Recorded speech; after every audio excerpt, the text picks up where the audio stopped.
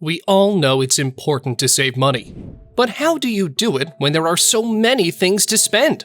It can feel like you have no choice but to keep your wallet closed and miss out on those experiences. Well, don't despair. Here are some strategies that will help you save money while still having a blast and preparing for your future. 5 strategies to save money that you should try. Number 1. Pay yourself first. If you want to save money, start with the money you have. This simple strategy will help keep your finances in order by ensuring you're putting money aside for the future before spending it on something else. When you pay yourself first, you can't spend what's not there. This might sound like a lot of money, but it's worth it.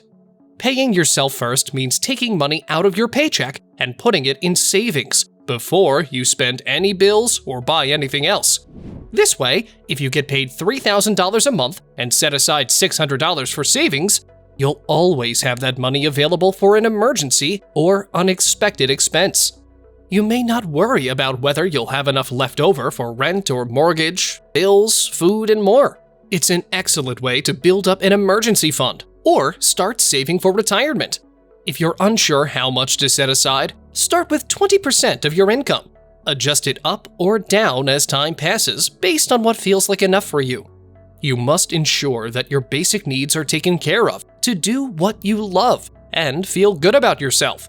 If you want to ensure that you never miss a payment and always have money set aside in case of emergency, consider signing up for an automatic savings plan, where deposits are made into your account automatically every month.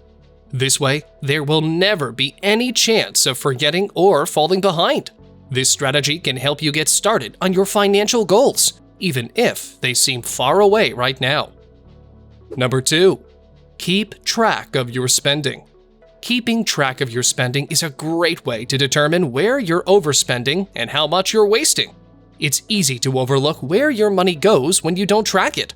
Once you start tracking, you'll be able to make some changes that will greatly impact your budget. Always make a budget and stick to it. You'll be less tempted to overspend if you know exactly how much cash you can spend during the month.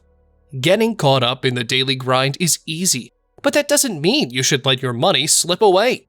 Keep track of your spending and ensure you're not wasting extra cash on unnecessary purchases. You'll be surprised at how much money you'll have in the bank when you start paying attention. You can do this by using a spreadsheet or writing it down in a notebook. Sometimes it's not enough to just write down how much money you spend each month. You need to break down those numbers by category and see where your money is going. If you want something more visual, tons of apps help you track your spending and set goals for saving money. Number 3. Do not keep too much debt. You probably have heard this before, but it's worth repeating. Debt is a major cause of financial problems for many people. The solution to this problem is simple. Do not keep too much debt on your credit cards or mortgage loan.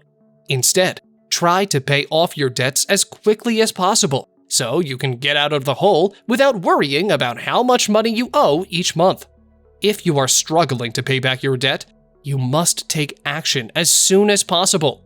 The longer you leave it, the more interest will build up, making it even harder for you to get out of debt. If you don't have any savings, it may feel like there is no way out of the situation, but this isn't true. There are plenty of things that you can do to get yourself back on track with your finances and start saving money again. So, how do you avoid getting into so much debt?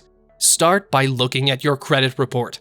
Suppose it's riddled with unpaid bills and late payments. In that case, it's time to get serious about paying off those bills as quickly as possible, while ensuring you have enough money for necessities. You should also take a hard look at your budget and see where all of your money goes each month. This includes rent or mortgage payments, utilities, groceries, insurance payments, transportation costs, and any other bills or expenses that come up each month. Then compare this number with what you make each month after taxes are taken out of your paycheck. Suppose there's not enough money left over after paying those bills. In that case, something needs to change, because otherwise, you won't be able to save anything. If there are any areas where you might be able to cut back on spending, Now would be a good time to do so. Number 4. Cut up your credit cards and switch to cash. If you want to save money, try cutting your credit cards and switching to cash. Studies have shown that when people use cash instead of a credit card, they spend less money. It's not just because it's harder to spend more when you have to physically hand over the money. It's also because there's less distance between the thought of spending and pulling out your wallet. So if you are tempted by impulse buys, try taking out your wallet and paying in cash. You'll be surprised at how much less you spend. But what about emergencies? What about expenses that can't be paid for in cash? That's where the next step comes in. Switch to cash. Switching to cash forces you to go through the physical process of spending your money, which makes you think twice before buying something.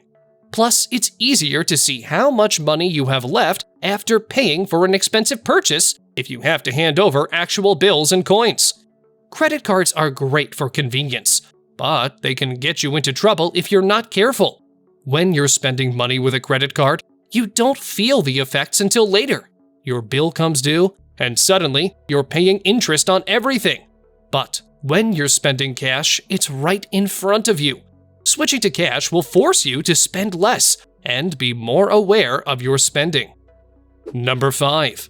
Buy your groceries instead of going out to eat. You're busy. You have things to do, places to be, and people to see. And it's always nice to get out of the house and have a meal with friends or family. But buying groceries and cooking at home may be your best bet if you're trying to save money. You can save up to $10 on an average dinner with this simple trick. Instead of going out to eat, buy your groceries. Come home and cook yourself something delicious. It's easy. Just head over to your local supermarket or grocery store and pick up some ingredients for whatever recipe you want to try.